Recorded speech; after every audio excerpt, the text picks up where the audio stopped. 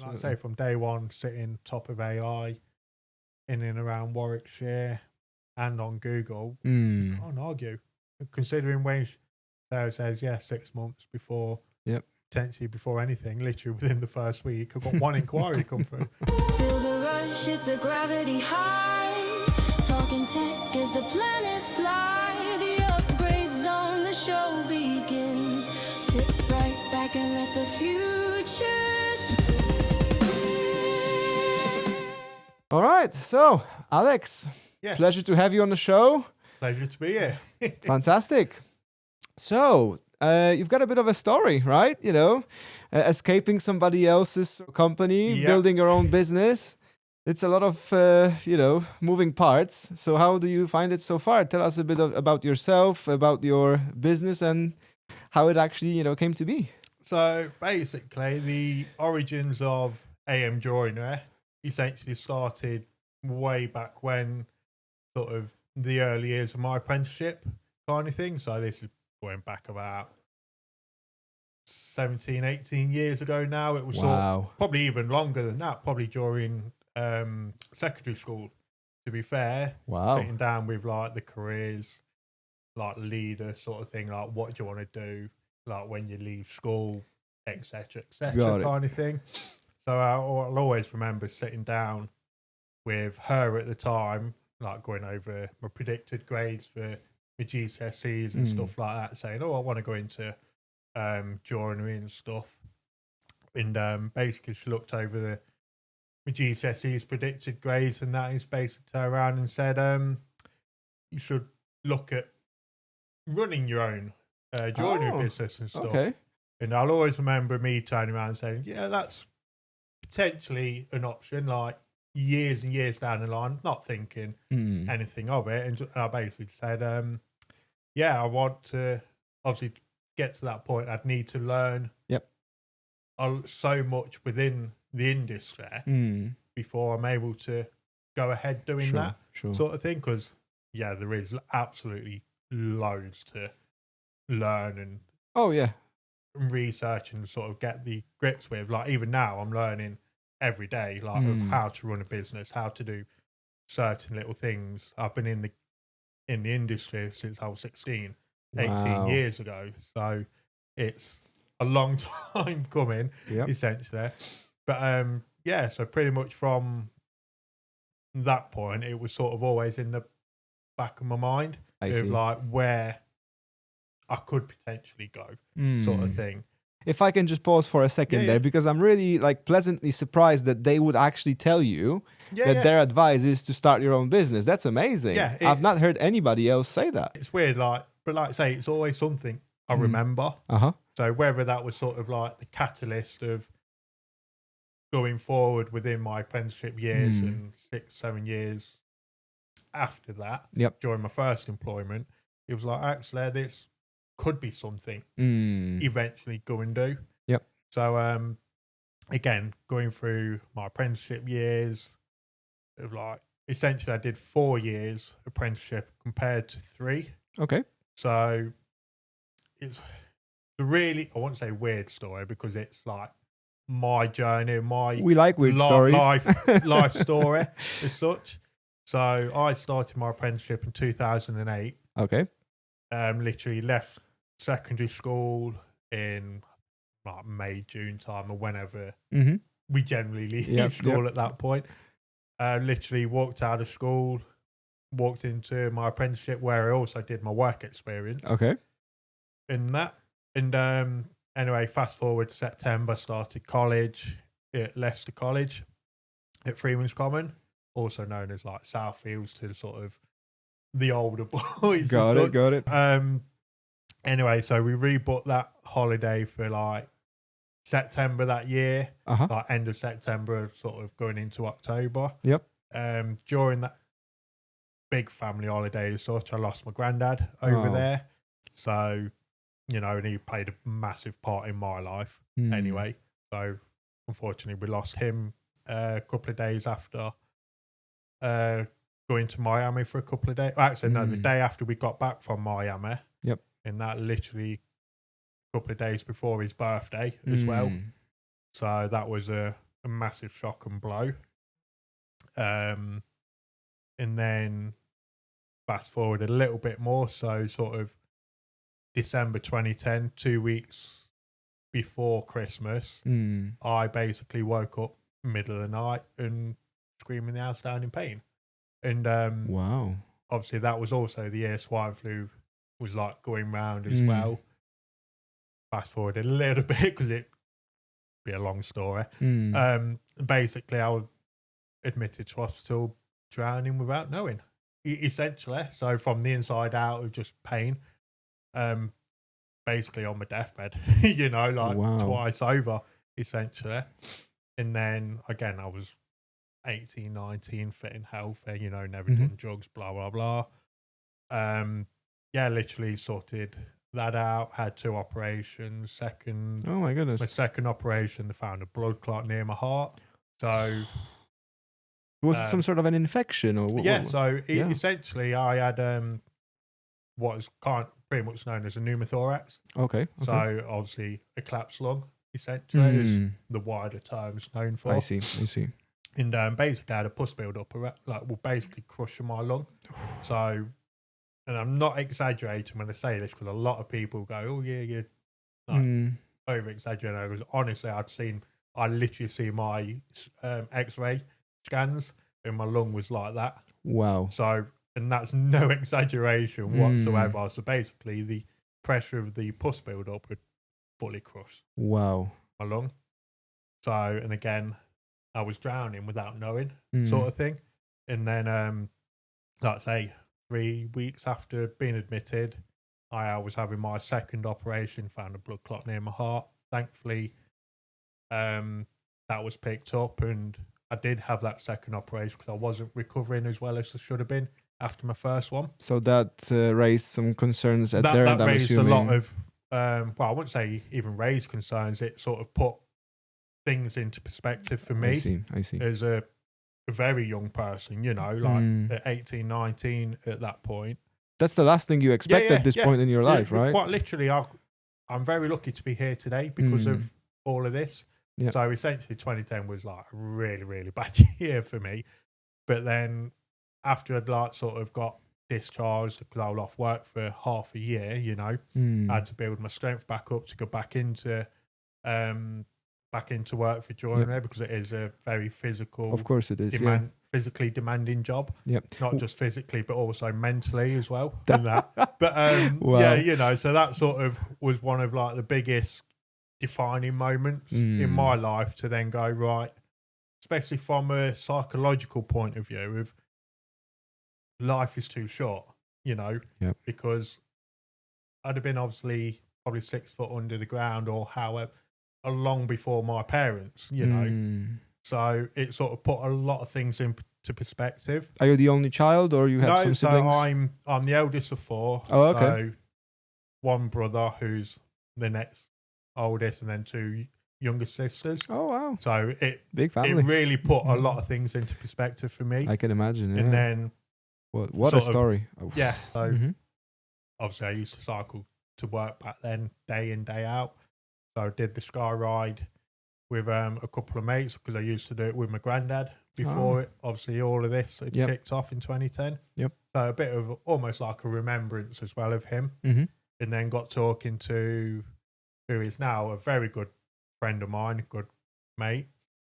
He was an organizer for a cancer charity. Okay.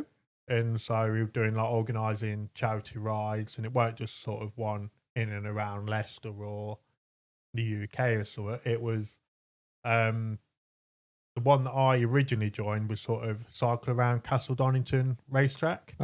So went and did that, and then got talking to him there and his partner at the time, and they were sort of organising a bigger charity ride. So it were Leicester to Amsterdam and back over 5 days. Wow. So got onto that, and basically from doing these little cycle rides completely turned my life back around, and actually there's more to life than going out drinking and stuff like that. So they were sort of, right, let's get my life back on track. Let's do something that's going to really challenge me.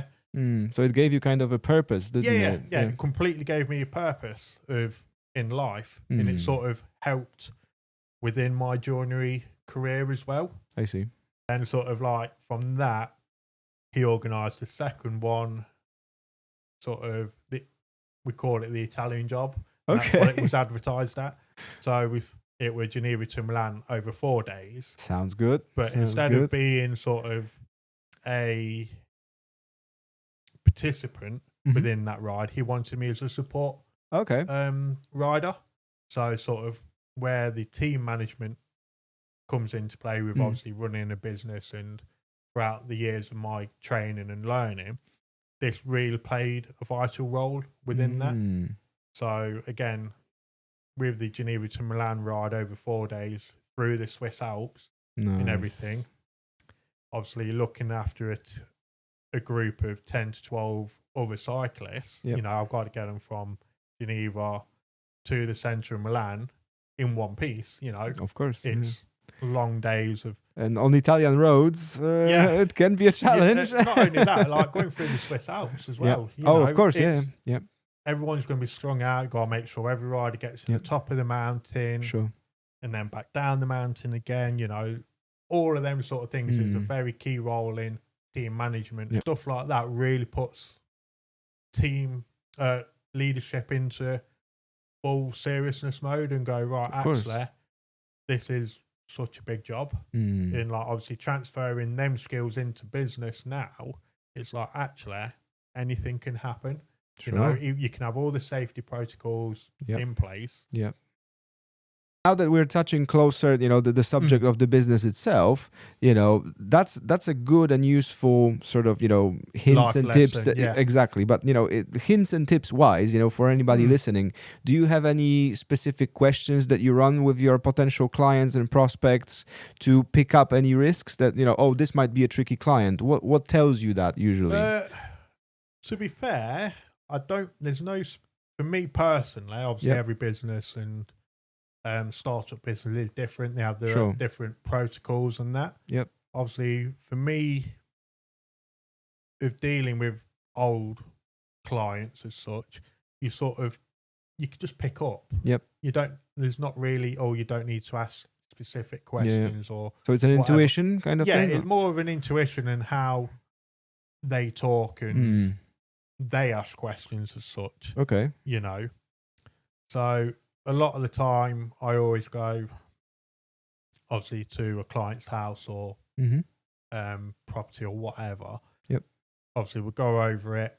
I take like my samples depending on what it is. If it's wardrobe, I take my like laminate book samples with me.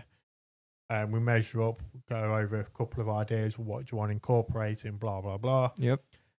And then we go out and say, we could do this. What do you want here? Or what sort of finishes do you want? Sort of. And then before I leave, right, during all them questions, I go, actually, can we add this? Or would you include this? Or something like that. You can sort of gauge from them questions that they want to ask. I see. And in how they ask you certain questions, or have you done this before? Or have you done this? Or can you show me some work and stuff like that? Where me personally, I think you probably would have done that research beforehand, because obviously you've reached out to me, you've had a look at what I can and can't do potentially. Obviously not everyone does see the full scope, so obviously I never go, oh yeah, you should have done your research. I'm always happy to flick through my phone and show recent projects and stuff like that. But at the same time, it's them little questions of how they react to your answers. You're like, oh, actually, maybe, like body language always tells a lot of things. True. I'm sure you're aware of. Oh, yeah. And, you know, that's how we judge people more than anything. Yep. But then before I leave a client's house, I always sort of ask their budget of... Oh, the infamous budget question. The famous budget question.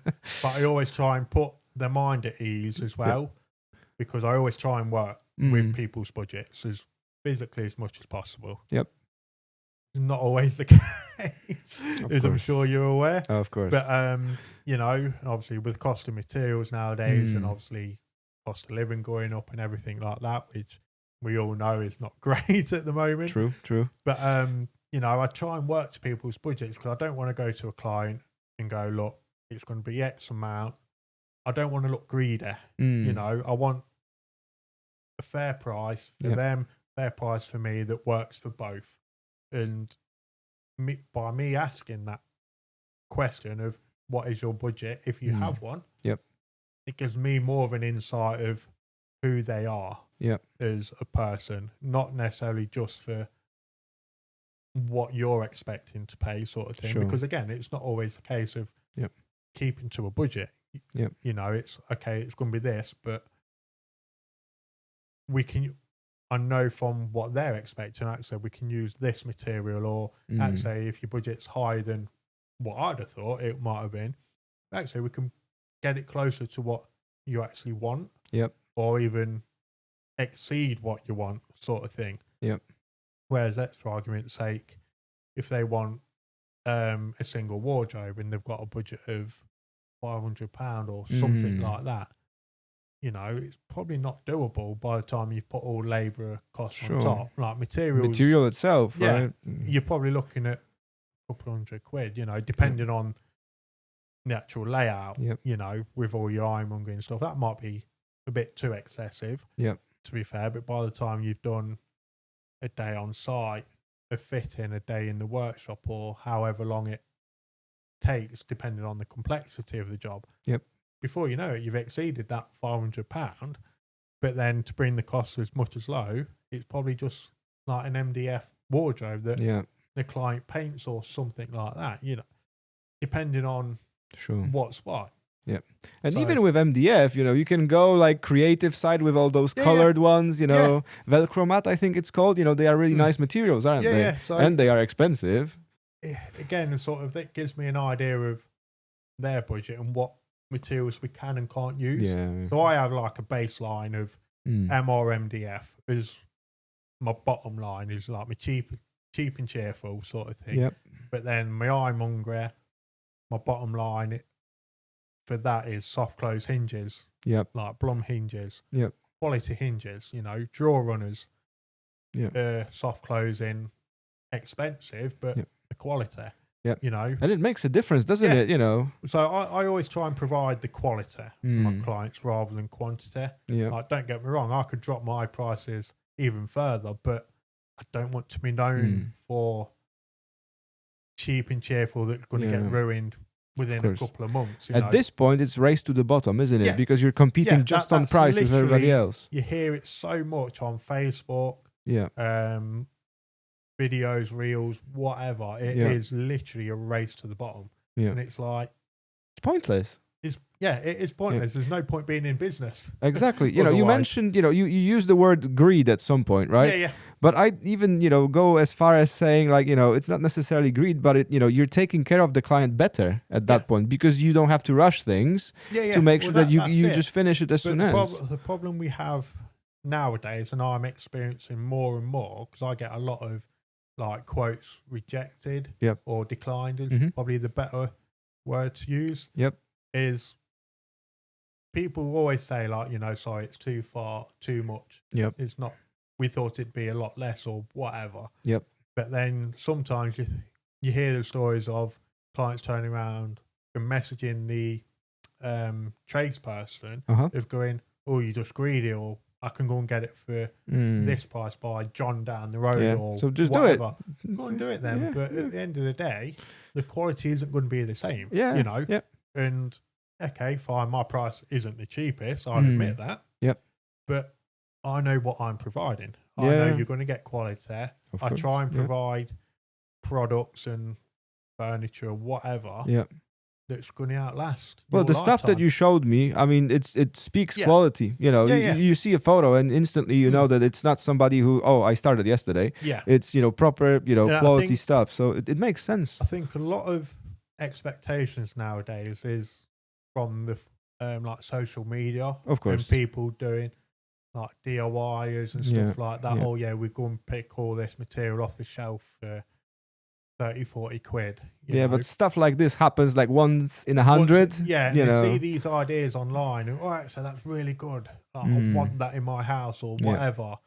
not actually realising the true cost of it. Of course. Actually, I'm only willing to pay, like, one of my good phrases that I use for like majority of my networking and stuff like that. People want Prada, but only willing to pay Primark. Oh, yes. They want the very high end stuff, but only want to pay 10, 20 quid. You know, it's like... Yeah. But it's a specific range of client as well. Yeah. And you know these people straight away, right? Oh, you know, yeah, 100%. I've only got £500, Yeah, and I'm not knocking it. You know, obviously we all have different economic situations, but you know, it's like the last £500 I've got. You know, don't disappoint me. You know, and it's so hard to get the money from them as well. Yeah. You know, I had a situation where we quoted, you know, I think it was $2,000 for some, you know, video work, and they ended up saying, "Oh, we found somebody who's gonna do the same thing for 500." I'm like, okay, just go with them. But you're paying for what you're getting, and you're getting what you're paying for, and that's it. Yeah. So that's another thing I find. Obviously, not to badmouth any other tradespeople or anything like that, because I try not to. You know, I've met some very, very bad tradespeople in my time since starting my business, and you know, and like for my clients, I'm always happy for them to get other quotes. You know, fine, we all do it. You know, I do it now, like shopping around for materials. Yeah, you've got to. It's in our nature. Everybody wants to bring the cost down. Of course, fine. You know, if I can go and get the same quality material for £5-6 cheaper, I will do because it saves my client money. you know, it saves me money at the end of the day. Yep. But I'm more than happy. You go with that other quote. It doesn't bother me, you know. Yeah. I know it's going to happen. I know I'm not going to win every job going. But you wouldn't want to, would you? No, anyway, no. Obviously, we don't want to. But like, you know, at the same time, if you want to go there, please go there. Yeah. You know, I wish you all the best. You know, anything going forward that you want me to look at, or any advice, reach out. You know, that's not when it comes all to end all. Yeah. You know. You'll need to redo it at some point, and then they're gonna come back. Not all the time, you know, but you know. But I bet it happened. It does happen, you know. I've done it once or twice in the past. I've even pulled one of my old clients up before I even did any work for her. Okay. Before we were on an app called The Next Door, you know, just like early days trying to build clientele up and a bit of reputation for myself. Yeah, I had that once. I was still in the uni. One of my first paid gigs for like graphic design work, and if it was only the digital stuff and my labor, it would have been fine, you know. And the client disappeared, but it was like prints and stuff like this. So I had to pay the printer for all this stuff. And at that point, I learned that you have to take some money up front because otherwise, you know, you're screwed. And I was at that point, you know. Yeah, and sort of that's where, like, going back to when I did the job for one of my mates for a clothing shop, in that I didn't take any payment up front. And again, that put a lot of sort of stepping stones and habits in my sort of terms and conditions of one upfront payment. So generally, like how I trade now and have done ever since, is 50% upfront or materials cost upfront, whichever is higher, essentially, because it covers all my materials and no work gets started until that's paid. And for me personally, it's a non-refundable deposit. Sure. Because as soon as that money's landed in my account, it's not sitting there for a couple of months or whatever, building interest or however people decide to bank and take any deposit nowadays. It's in my account. Within an hour or two, it's gone again because the materials get ordered. Sort of thing. Because as soon as in my T's and C's, as soon as that deposit's paid, you're accepting my T's and C's then. True. You know, if there's any queries or anything, raise them, kind of thing, and we'll discuss them like adults. You know, there don't need to be any arguments or that, so this is unfair or whatever. Because I try to be fair across the board, whether it's sort of a little old lady or an old couple or something like that, or the King and Queen of England. Everybody gets treated the same in my eyes. Same way. I don't care about your financial well-being.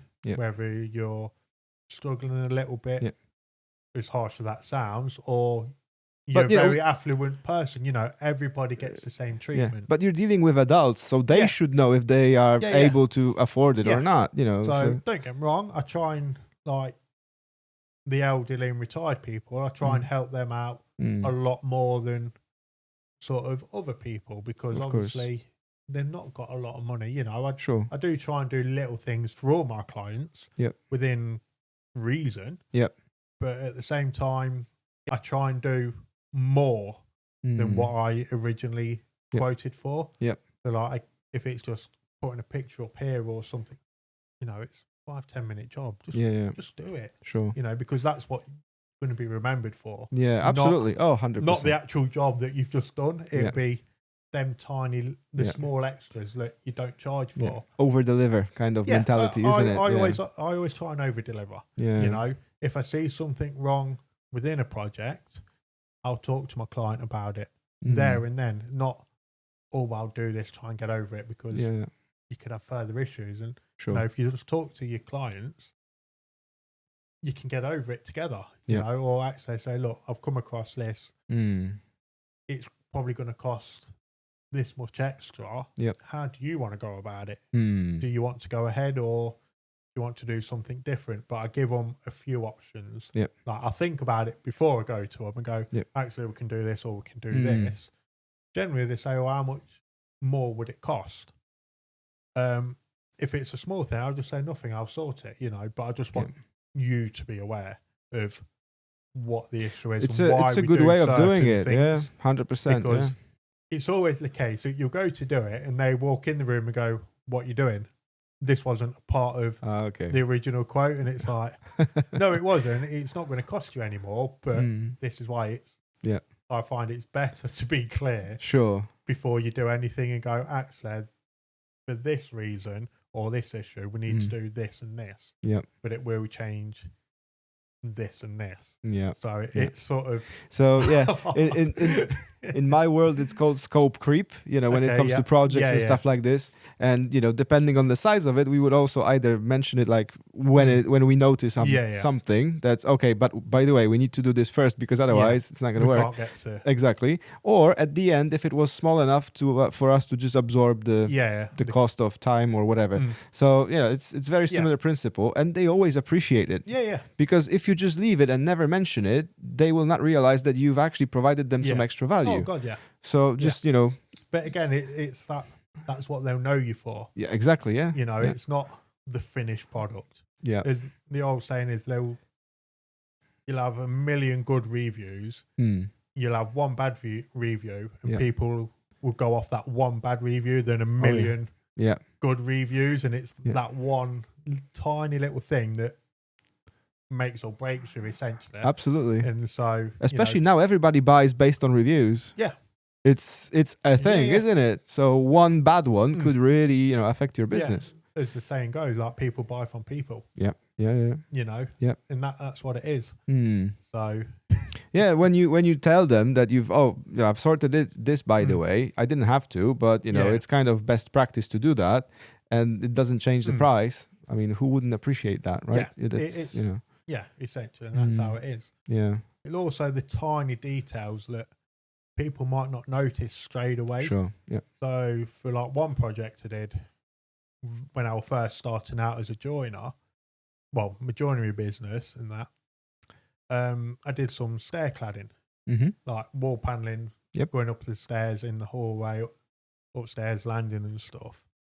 And one of the null posts was turned. So all like fancy curves and weird profiles and stuff. But I described one of the MDF uprights to the null post and got it as if it was made to go there, sort of thing. And it's them little details like that. Whereas I could have done it slightly different and probably wouldn't have looked right. But then even the timber moulding going around the top, sort of very awkwardly scribed and returned it back into the wall around the top part of the null post. I spent hours and hours doing that just to get it right and looking right. And it was only when I pointed out to my client and when he asked, "Oh, how are you getting on?" like sort of thing. They said, "Oh yeah, I've just done this, this, and this," and shown him. I was like, "What the hell? You've been doing that for like that's like hours?" So I goes, "Yeah, I've just been doing that to try and get it right." Yep. He goes, "You know what? I'd have probably never noticed that." And it's sort of it's them little things that takes time. Yeah. But because they've seen it, they're like, "There, we really appreciate you doing that." Yeah. Whereas it wouldn't have been, "Oh, we'll just stick this bit in there and fill it full of cork or whatever." I think that shows another problem, and it's especially when you're selling your own services, knowledge, skills, or whatever it happens to be. You sometimes assume that if you do a good job, that's going to bring you more work. But it's not necessarily that. You have to tell people about it, right? So if you didn't point it out, maybe he wouldn't notice, right? You sort of have to point it out, but not point it out. Of course. If you know what I mean? But just like, inform people that you can do these things. Sort of, have you just seen this sort of thing? Yeah. But it raises your profile as an expert. I'd probably push it a little bit, towards that, charging the right price. Because you can take that meticulous approach, take it slower. So you have that extra time to think about things twice, make sure that it's all right. So when you leave, it's definitely okay. So I think, if you're then, have the, race to the bottom, you're not going to be able to do that because you're just rushing out the door and all that. So that's everything I do. I check everything. So like for a wardrobe, for example, before I bring my client over to have a look at it and literally play with it. Essentially, I make sure everything's working, pull all the drawers out 3 or 4 times just to, you do it. Once it's fine, 2 or 3 times later, something goes wrong. You're like, "Oh no, why ain't it closing now?" Because it'll always be the case of, I'll try it once or twice, client will come in, they'll try it once or twice, it fails. No. So that's why I always go, try everything rigorously, do it in the workshop, on site, make sure everything works. It's made to last, so you have to try a few times. That's it. That's what I want to try and do and continue will do is my stuff is made to last. It's not IKEA furniture that's made to last a year or 2. You have to go out and rebuy it, It's there forever. Sure. Essentially. All being well, they look after it. And when you mention IKEA, that's a good sort of segue to showing the value of your work. Because, there will be clients who will just not appreciate the difference between the two. They will just not see it genuinely because they just don't care about those little and it details. Goes back to sort of my saying that I use in networking. People want Prada and only want to pay Primark. They want truly bespoke fitted furniture, curved TV units, curved seating areas, whatever, But they see some on IKEA for like a Billy bookcase, for example, 30-40 quid. I can't get materials for that to build you something like that, and that's a sort of, not to obviously, bring IKEA down because it is a convenient sort of brand and everything. There's market for everything. So like the everyday quick and cheap and cheerful stuff, fine. If that's what you want, go ahead. I ain't got a problem with that. But if you were expecting very high end furniture and stuff, don't expect to pay IKEA prices because it's not going to happen. Exactly. Unfortunately. Very true. Very true. Everything that's changing right now around, all the technology and stuff like this. Do you see anything changing in your industry as yet, or is it too early? I don't think so, personally. Obviously, with all AI and everything. Like renders and stuff like that from a modelling side of things. It's like rendering's been going on for years and years and years anyway, way before sort of AI was truly efficient enough. Like nowadays, I know there's a lot of learning and progression with it, but like rendering alone, like on SketchUp or CAD and platforms like that, rendering's been there for years. Of course, since I was in secondary school, using Photoshop and stuff like that. Of course, So, but obviously, it's so much easier now with AI all sticking into ChatGPT or whatever. There are some plugins which actually allow you to build like rendered scenes. So even for your, business, you can basically go into, let's say, Fusion 360, CAD environments and stuff like this. And there are plugins where you just prompt, build me, I don't know, a pergola, 3x6 or whatever. And it's going to just render everything nicely with the dimensions. Even just being at your client's house. Yep. Taking a photo and put it into ChatGPT. Right, I want a pergola going here out of oak or whatever. It's there in front of your eyes before you even leaving your client's house. Those are not going to be 100% accurate, but at least they give the client a good idea of what it would look like. What it could look like. And some people just don't see it. Like, I've got that with my wife, so I was always like, if I was improving anything around the previous property, I had to show her somehow. So the rendering was the answer, right? Just build something quickly in SketchUp. This is what it's going to look like. And instantly, oh, now I see what you mean. But until they actually see that, it's sometimes tricky. Within my industry, a lot of it is visual sort of thing. Yeah. Not a lot of people can visualize that space of what's going to go in there.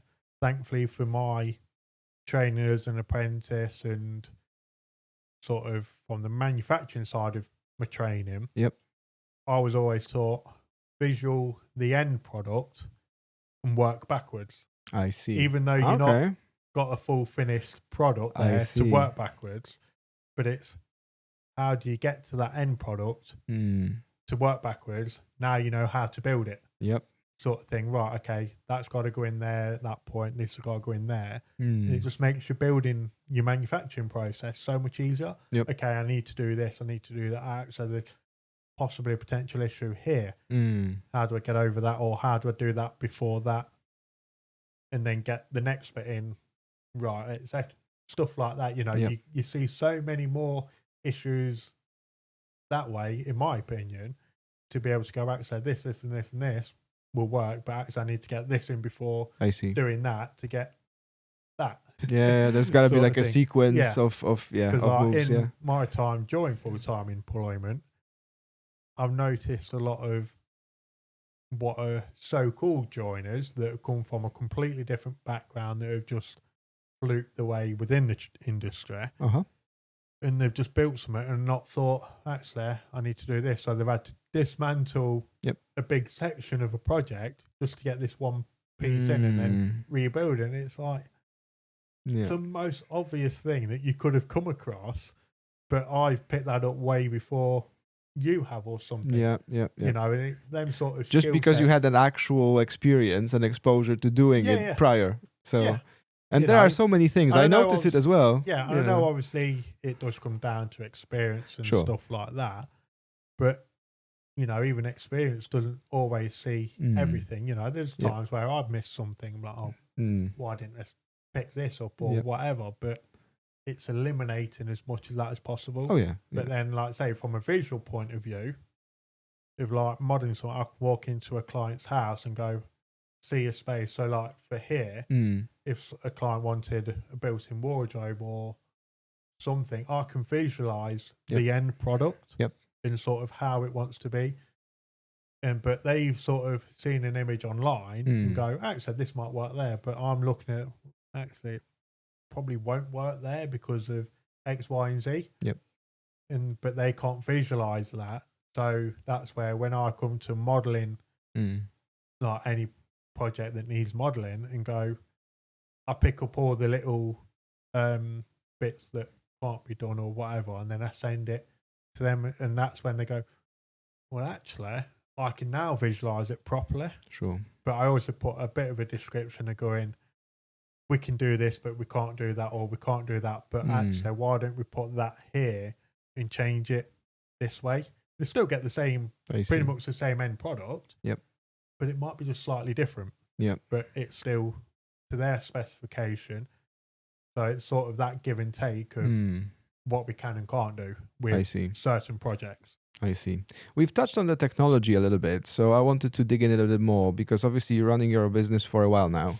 You've been doing that for a while. Are you leveraging any specific pieces of technology, that's really, helping you to run the business? You mentioned 3D modeling, so that's SketchUp, right? Yeah, so I tend to use SketchUp.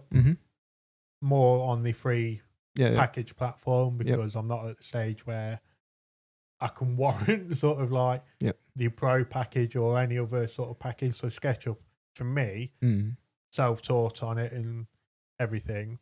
It's so good, isn't it? I used it a while and so going sort of back to my college days, and again to sort of after my hospital trip and everything like that, again, I nearly didn't end up carrying on with joinery, but I actually put myself, after my third year at college, put myself through college again to do CAD. Okay. To do CAD because we sort of touched on it during third year carpentry and joinery and really enjoyed it. And I could sort of from then sort of see where the industry was going to go a little bit. So instead of just hand-drawn drawings as such and plans, obviously a lot of it was going into CAD drawings, modelling and all of that kind of aspect within construction and any other industry. I put myself through college to do a CAD course and CAD qualification. So from a very early days, I had a bit of a modelling background and learned CAD off my own back. And then obviously going forward over the years, it's put me in very good stead of doing CAD projects, be able to read drawings off computer, change drawings as and when needed for whatever reason. But then it sort of heightened when I started dabbling in SketchUp. Of actually, I do know the basics. It's probably been like 8-9 years since I actually picked up CAD or some form of modelling program. But the fundamentals and the foundations were there. Just okay, how do I do this? Actually, I know I need to do different interface. this. It looks different. It's just how do I get from this point to a pillar or something. But just to touch on the technology side element, obviously SketchUp as principle, let's say 3D modeling. Let's just wrap it around that sort of keyword, right? 3D modeling. In your space, I find it extremely valuable because you can test things before you start cutting.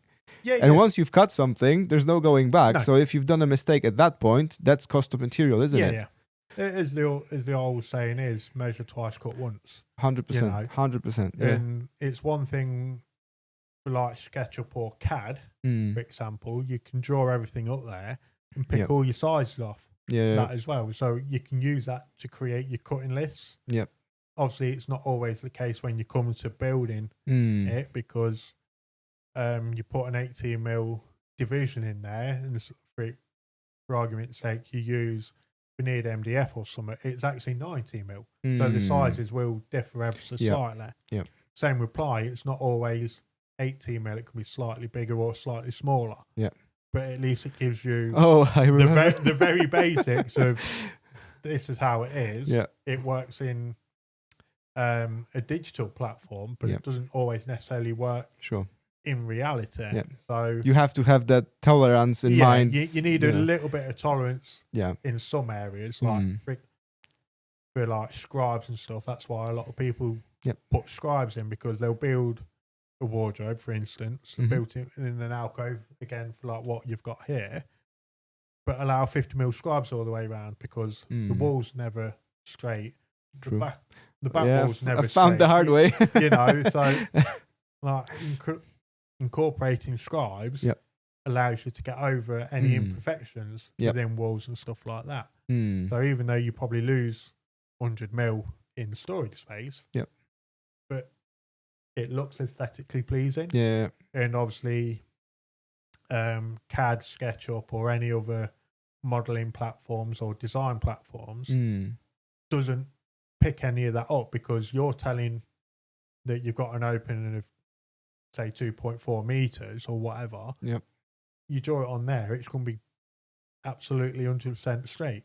A wall's never truly 100% straight unless you're using NASA technology or whatever, but it's sort of them little bits that you in digitally it's right, it all works, but obviously when you come to build it, it's never always going to be that case. Don't get me wrong, sometimes it will be, but you've got to be able to incorporate anything like that and be, what's the word? Adaptive to anything like that, you know. So, but again, it comes down to experience and sure. And speaking of experience, so the way you've learned to do things obviously was by experimentation, experience. You worked for somebody else first to make sure that you've got the skill set when you walk into your business and start your own thing. Was that always something that you had in mind and that was the intention?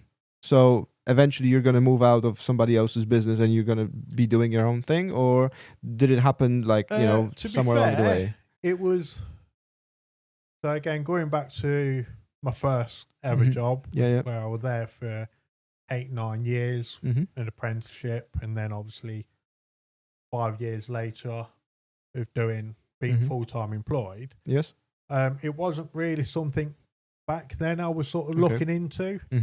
But I did do like the odd like private work on the weekends or whatever, just for a bit of extra pocket money. But nothing like really set in stone. I see. It was like once in a blue moon, I wrote like that.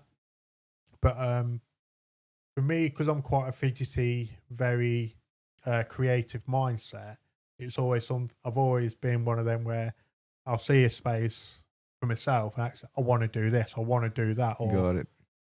I want to create this gorgeous walnut display cabinet or gaming setup or something like that. But then when I come to draw it all up and design it by hand, it's like, okay, I've got to this stage, I haven't got the money to do it, or I haven't got the time to do it, and it's like, as soon as you said it, I'm like, get all oh these my God. ideas, but then it's like, I can't actually do any of it. I'm the same. But, I'm the same. Guilty so as anyway, charged. so you could always say, like, obviously going back to my career as leader and in that sort of them moments, it probably was always something in the back of my mind that got it. Actually I want to do my own business or whatever. But then that company went under due to directors being greedy, etc., and company went out, with best company I've ever worked for. So would you say that sort of pushed you towards your own thing? Yes and no. Okay. So how truly AM Joinery came about was more of little projects over numerous employments and doing bits and bobs. And it weren't until September 23, where me and my current partner had a bit of a break and split up moment. I remember sitting in my kitchen dining table that I made for myself. I just went on company's house and literally just registered AM Joinery as a fully fledged business. Nice. And I remember sitting there and getting the confirmation email come through, paid for it all, just really weren't thinking, you know. And it weren't until that came through, I was like, oh shit. What do I do now? Yeah, what do I do now? I've just registered a business. Like, it's all a reality now, you know. This is it.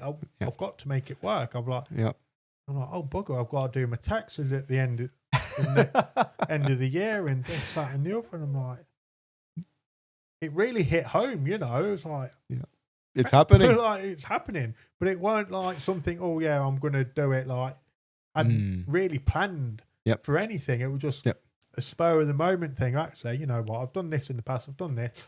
I want to start doing a few bits for myself. You know, like because I miss like the really nice work as well. I don't like to do like repeat work. I like to do one-offs as such. So something different every time, because that's what really gets my brain ticking. So I thought, you know, so I just, again, like I say, spur of the moment, went on company's house, registered AM Joinery as a business, and it was like, okay, now here we go. Nice. What do I do? And it was like, I'm sure it was like midnight, 1 o'clock in the morning, just one night. It was just, And I remember messaging my best mate and going, like the lad that taught me, sorry, he goes, I've just done something. And I sent him a screenshot or a picture of AM Joinery as actually being registered, confirmation email. And it was like, oh crap, now what? Sort of thing. Some objections that I would hear over the years, like, oh, why is it going to be so many hours, right? Or why are you so expensive, and I heard that so many times. But then, in your case, it's a very accurate statement that, it took you 10 years to learn to do it quicker. So why would you take a penalty? Yeah.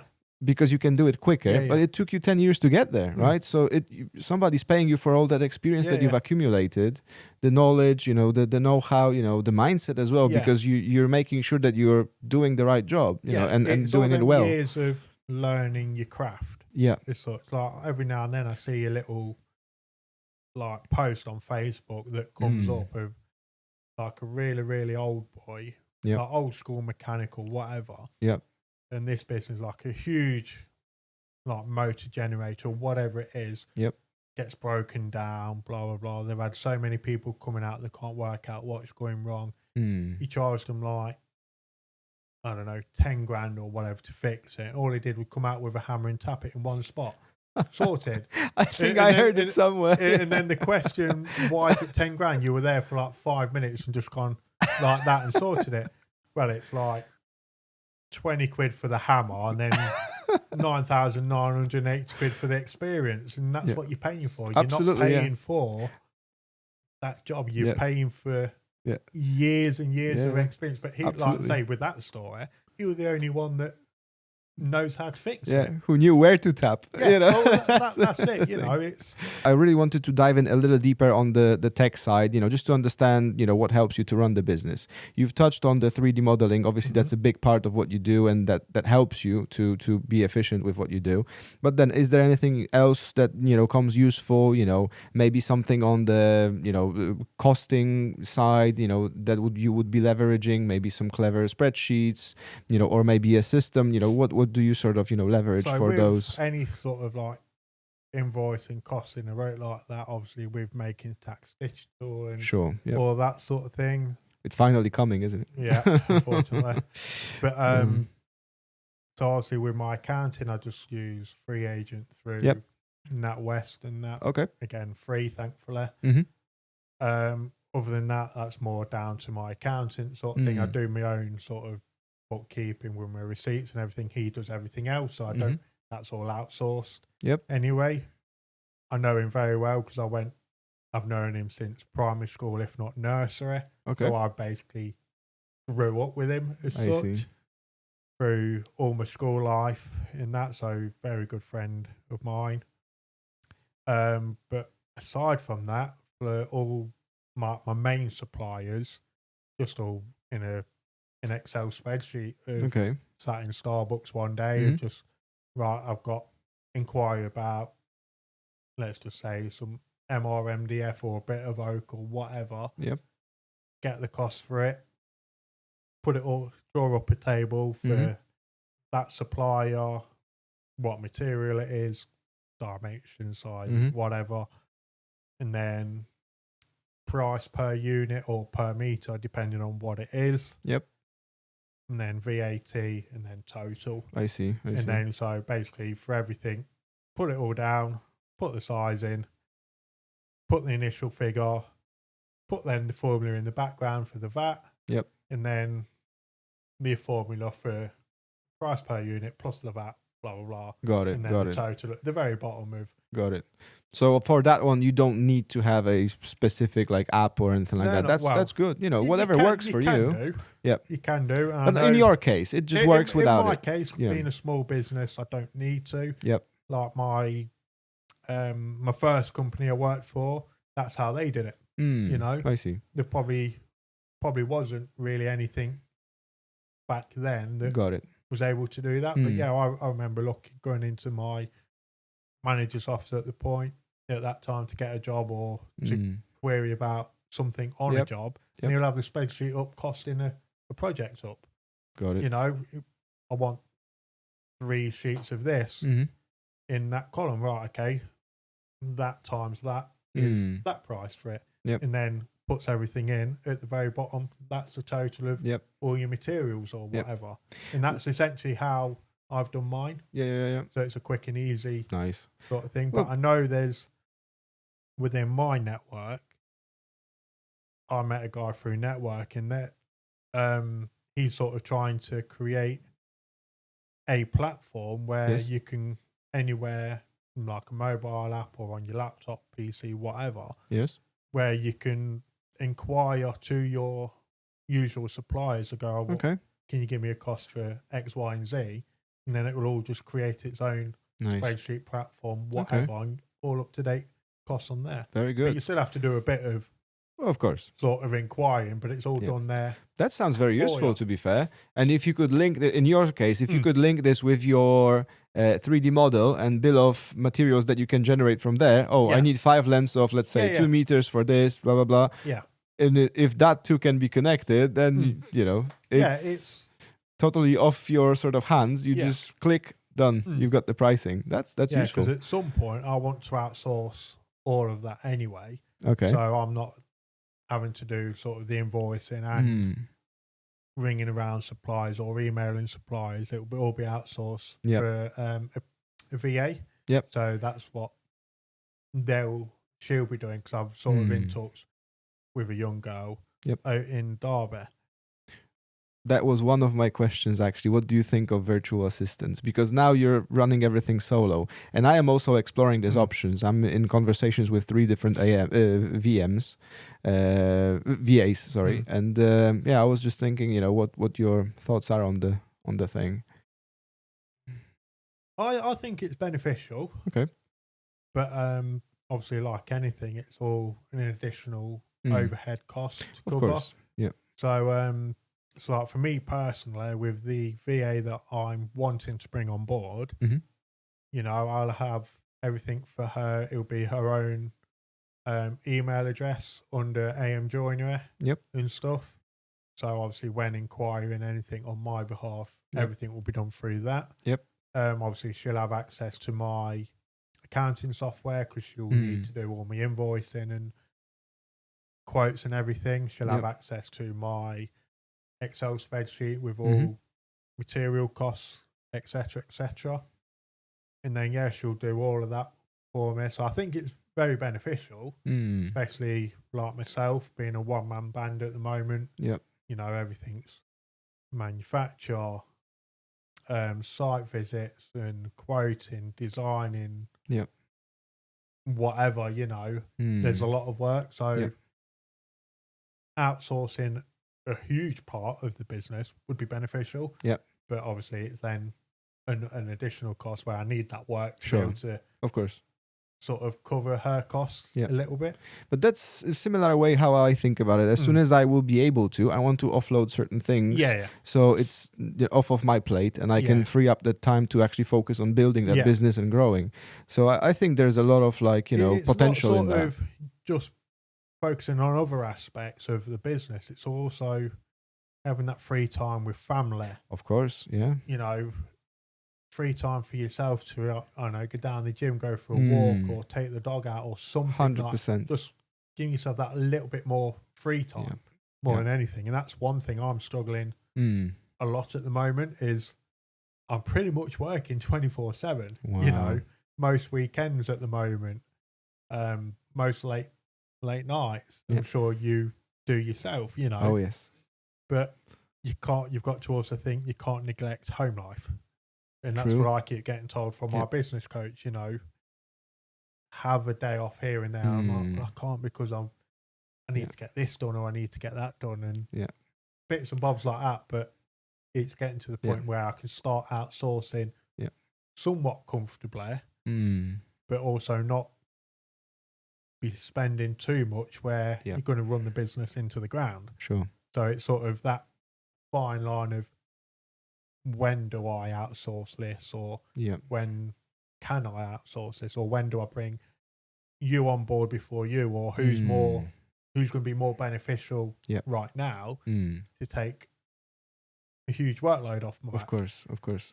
So I know what you're saying there, and being, solo at the early stage, you literally have to do everything yourself. It's not like, somebody's going to do it when you are asleep. It's just physically not going to happen. So that's the tricky part, isn't it? For me, it's not something I can instantly go to a VA and go, price me this. There's going to be a lot of trial and error, because VAs aren't going to be experts in every industry as well. So unless if I get, say, a quantity surveyor on board that does specialise in construction, I could send him out and go, actually, this, and this. He can price it. I ain't got to look over him, sort of thing. Whereas how, for me, starting off with a VA, it'll be, here's all the resources that you're going to need, blah, blah, blah. I'll do essentially a list of materials that I'm going to need. I'll just send that to her. She'll draw upon, obviously, updated prices, draw the invoice up, send it off.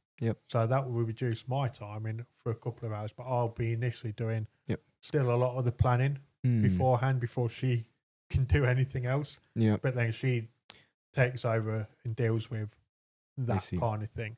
So you've already got that VA involved? Not at the moment. Okay. But it's from my discussions with her, that's how it's going to be. Okay. Sort of thing. Right. She's happy with all that. Fantastic. So obviously there's going to be a lot of trial and error of this, and this, of how I work. It's like me, you know. I'll look at a job if I've not done it before, research it, do whatever.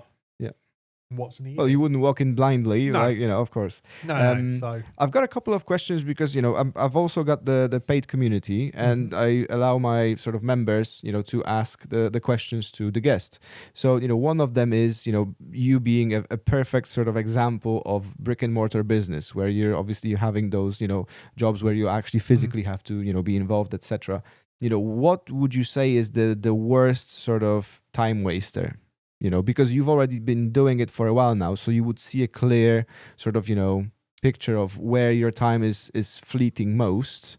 I think that's repetitive, maybe, you know, something that you could potentially get rid of, you know, as soon as you start growing the team. Sometimes, you know, when they're just trying to do it to waste your time a little bit. Got it. Just to try and see how far they can push you. I see. Before you go, actually, I'll just do it for what you want. I've had it before, you know.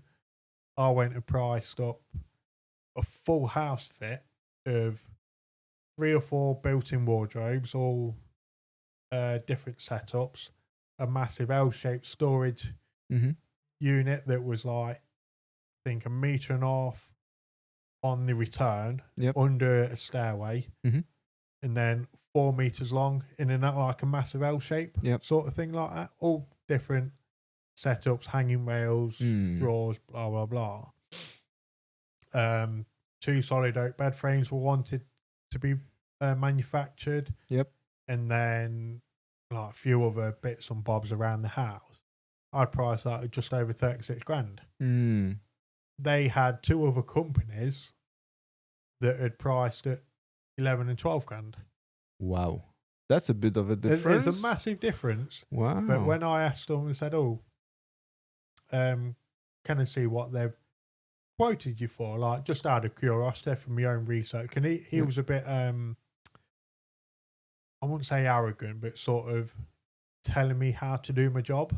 Sort of, you need to do your market research, blah, blah, blah, this, that, and the other. And obviously I didn't buy. I was just, okay, like, fine. Like, just for me to learn. Do you mind sharing? Like, any drawings that they've sent over to you, or any quotes and that? He sent over 1 set of drawings from one of the companies. Weren't even half the work that I'd priced for. Wow. And it's just like, and a lot of, so there was like there was a massive difference within what I was costing for and what they were costing for. And even the bits that we'd priced for the same, a lot of the stuff that they had incorporated was still not what I'd cost for. And it's interesting. And it was like, you need to do your market research. Well, I don't think I need to do my market research. Well, I guess it's in reverse, isn't it? But at the same time, need to do that. Look at what I've sent you on drawings compared to what they've sent you. There's so much more work involved in what I've done for you. You know, that's without any drawing times going there to have. I think I spent about 3 hours, or probably over exaggerating, probably like 2.5 hours. Going all around the house with them, measuring and drawing up, going over everything. You know, and it's like, But that's a good example of those tricky situations with clients, and we, in IT or, digital services, we see it all because clients don't actually see us do anything, right? Yeah. That's the tricky space to be in because you don't have a physical proof that you've done it. It's kind of your word against theirs. So it's sometimes really, hard to explain it. The thing that really upsets me and bugs me is quite literally when you do all this work, send the price off for review, any drawings along with the costing. Yep. Is you don't hear back from them. Not even sorry, no, it's. Yeah. That would be so much better, right? I'd rather hear someone say, no, sorry, it's too much, rather than nothing. Because then you're like, well, what was the point? Oh, yes. I find that to be the biggest time wasting. Oh, yes. Of anybody. Because you're still thinking it might happen, it might come in, but you don't know. You just don't know. Even like sending a follow-up message saying, hi, so-and-so, have you received the quote okay? Is there any questions you'd like to ask, or anything you would like to go over? Any changes, anything like that? And obviously you don't hear anything. It's Crickets. Like, well, it's like, well, what was the point? Yeah. No, I get that. I'm also on the same page. Like, clients, if you're listening, please just say, if it's a no, just tell us. We're not offended. Exactly. It's just knowing what to expect. Yeah, it's just that clarity because, you're not sat at night pricing another job or whatever thinking, am I going to hear back or am I going to get this job? It's time management as well. But even though it's probably 5-10 minutes just to send a quick follow-up message or whatever, but it's 5-10 minutes out of your day that you could be replying back to someone else that does want to go ahead with a job, I know it's only a small amount of time, but you think you've got 5 or 6 of them clients, that's an hour a week gone just chasing people up. Where it could be better suited elsewhere. Exactly. Speaking of chasing up, the second question from the community was about encouraging people to pay sooner. Do you have any, tips and tricks on how you would potentially, approach that? Because obviously it's a typical thing, like, oh, somebody's going to delay it or whatever. I see it, I bet you see it. Is there anything that you worked out that helps you with that process maybe? Not really. Okay. To be fair. So obviously going back to earlier about the deposit and everything like that. Yep. So obviously I take that up front. I start work, everything. And then on completion, once the client is happy, there's no like snags or anything. Or if there's something very, very minute, I will obviously sort out. But generally, most of my clients have paid pretty much on completion. Okay. The odd one have probably been a week or two, but it's not bothered me as much because I know all the other payments, they're paid straight up. It's building that trust as well. Okay. Between both parties. And in terms of the profile of your customers, do you see a lot of repeat work, or is it like often like, new people showing up? A lot of it is new clientele sort of thing. I have like the 1 or 2 repeat customers. Yep. But nothing like consistently. But that's kind of in line with all those like beautiful, like awkward projects, right? You're not going to see like to be fair, the 10 repeat from the customers same. are more like the little bits. Yeah. But like the awkward, more bespoke projects, they are pretty much one-offs. Yep. Kind of thing. Got it. Okay. One last selfish question from me. How did you deal? Because obviously, you've been doing it for a while. How did you deal with rejection when starting, your own thing? Did it bother you, or it did bother me, but I didn't sort of express it. Okay. Because obviously now I've learned how to deal with it. Yep. It's more of, okay, fine, you don't want to go ahead. It is what it is. Yep. We've got to keep moving forward. Yep. So you were able to detach yourself from that no, and you didn't take it personally, basically, or did you? No. Okay. No, obviously it's always, I got a bit upset. I was really hoping for this project or whatever, but you've got to in my eyes, you've got to sit down. Okay, you've not got this one, but you could get the next one, sort of thing. You can't just sit and 12 over that. I see. Because you're not going to win every project. It's like sure. You can't please, as they say, you can't please everyone. 100%. You know, you're going to lose jobs. You're going to lose people in your life. Same thing with business. You know, show must go on. Yeah, it's got to. You know, otherwise there's no point being in business. Got it. Like I say, you can't please everyone. That's you know, very true. I think since starting, because every now and then I look back on all my sort of quotes of whether they've been rejected, accepted, or whatever. Yep. I've probably priced for way over £100,000, if not more. Majority of that's not been accepted. Okay. You know, but again, it's that rejection you just got to deal with. Yeah. You know, I probably took in about, since everything's been like sort of tracked on through FreeAgent, that is, you know, a lot of it's probably, actually tell a lie, it's probably closer to probably $250,000 that I've priced up.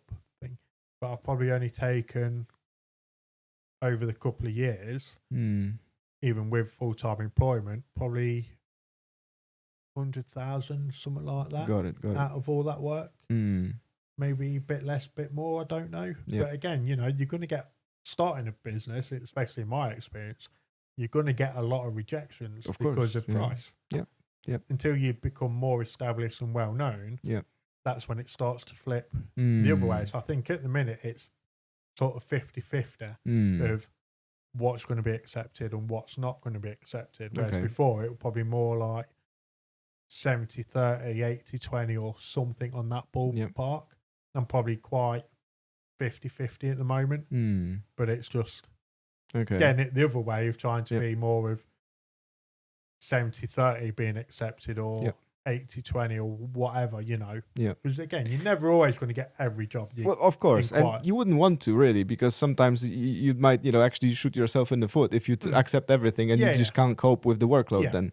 Exactly. But, you know, very last one, because I just, you know, thought about something when you were explaining that, you know, majority of your clients, you know, where do they come from? Is it through your website or through word of mouth? And what ties to that one, is it, you know, the branding side of it? You know, do you work actively on actually showing yourself out there? You know, on the branding side, are you building that sort of, you know, digital, let's say, footprint? So on the digital footprint side of things, obviously, I've got a website, I've got Instagram, Facebook, all of that. LinkedIn is another platform I use. The main one that gets used is probably the website, more than anything. So actually, clients do come in through that website. Yeah. Oh, okay. Very good. Clientele inquire a lot through my new website, which has recently been done. From a lady called Sarah from Mouse Blue Creative. Lovely lady. A little plug in there for her. Yeah. Shout out. But you know, she's actually been brilliant with my website, because I was originally with Yale previously. Okay. But again, the return of investment for me, obviously, it's not always the case. Wasn't as good as what it could have been, essentially. And so when I inquired with Sarah through another contact that put us both in touch, is from day one, she said, "Oh yeah, you probably won't generate any inquiries or leads for probably up 5-6 months, if not longer." I see. Okay. And considering we've only been live for definitely under 2 months, I've had at least one inquiry come through pretty much every week since going live. That's good. That's good. So I literally cannot argue. Okay. Like 1 or 2 of them that have come through the website are probably not actual work inquiries. It's probably like, are you taking on an apprentice sort of thing? But it's still drawing people into the website. That's very good. Regardless of what that inquiry is. But literally 99% of the inquiries coming through have been work related. Very good. Like we are thinking. And you don't have paid ads. It's just no organic, sort of natural, no, sort of. It's all natural, organic. Okay. Leads. Okay. Yep. Nothing's paid because one, I can't afford it anyway. I understand. But I've not needed to pay for advertising other than like say the upkeep of a website and stuff like that. I've not needed to pay advertising. This is really anymore. good. I've not done that since March, April last year. So very good. But again, the reason why I come out of that was because of finances. It was costing me too much for the return of investment. It wasn't worth it. If it's not bringing returns, why do it? Not worth it. And I did that for over a year during full-time employment. Obviously, I know I'm a bit more established now, so it might bring me more in any way, but it wasn't enough for a very small startup. I don't feel I have to, but again, maybe one day, possibly. But again, if I can avoid that at all costs, great. Because again, with any construction industry, word of mouth. Absolutely. Word of mouth, that's the best recommendation and advertising. Reviews and stuff like that. Yeah, that's the best advertising you can have. Yeah. In my opinion. Now it becomes like, they will ask ChatGPT, like, suggest me the best joiner in, let's say, Warwickshire area, right? So it will become a thing eventually. So, it's already a thing. Yeah. It's already a thing. Like, again, to plug Sarah and Mouse Blue Creative, when my new website went live the other month, I was ranking top of Google pretty much day one. Wow, very good. Very good. I was top of all AI, like Gemini, ChatGPT, all of that. I was ranking top. That's very good. From pretty much the first week, day one, first week. Fantastic. Like I say, but that was... They must be doing something right, I can tell you that. Something's working. Like I say, I can't praise Sarah enough, So, and honestly, for the results that I've had from her, or from the website, 100%. Like, very good. Go with her, Well, we love these stories. That's good. That's very good. For when we first sat down and said, obviously, if you do go ahead in that, it might be 6 months before we see any lead generation, because she builds organic websites and not paid advertising. Got it. She does everything organic. It's good that they mentioned it up front. I love that, because quite often people will just leave you with it, and then you're like, but nothing's coming in. Where am I getting? Why ain't the website performing or whatever? Obviously, not every website or business is going to have the same results as me. Of course. I think everything I've done leading up to working with Sarah has paid a lot of the benefits already. So like my Google reviews that I'm always on the ball with. Can you leave me a review here? Can you leave me? So you actively ask the clients to do that? Okay. Or it's always after I've had the payment, the final payment, and they're happy with the project. I'll always ask for a review. Whether they do it or not is obviously all up to them, but every review is much appreciated because it helps any size business at the end of the day. And obviously Google's a very well trusted platform anyway. So all of them sort of bits and bobs, I think majority of the hard work to build my website to where it's currently sitting, I don't know if it's still page one of Google, because last time I checked it dropped slightly, but you're always going to have the fluctuations of going up and down. Of course, I've not ended up in page 2 so far that I know of. Okay. But I'm still, like I say, last time I think I was sitting 3rd or 4th on page 1 last time I checked. But again, even that is such a good position to be in. Yeah, absolutely. And then, like I say, from day one, sitting top of AI in and around Warwickshire and on Google, you can't argue. Considering when Sarah says, 6 months before, potentially before anything, literally within the first week, I've got one inquiry come through. I'm like, wow, okay. Fantastic. Literally can't argue. You know? But I like to say, a lot of it is the build up and all the hard work done prior. She basically just took all of that, redefined it, done the SEO work, and made it so much better to be able to go, right, you are here. This is where you should be, and this is where you are. Fantastic. kind of thing. Oh, so yeah, massive shout out to Sarah. Well, she must be, considering sponsoring the show now. So yeah, no pressure. But yeah, what an amazing story. Great business. I'm sure you're off to an absolutely amazing career in that business because it really shines. The passionate, how passionate you are. I can tell that you really like what you do. So massive, thank you for being here. And yeah, it's been great. Yeah. Nice one. Yeah, Thank you very much.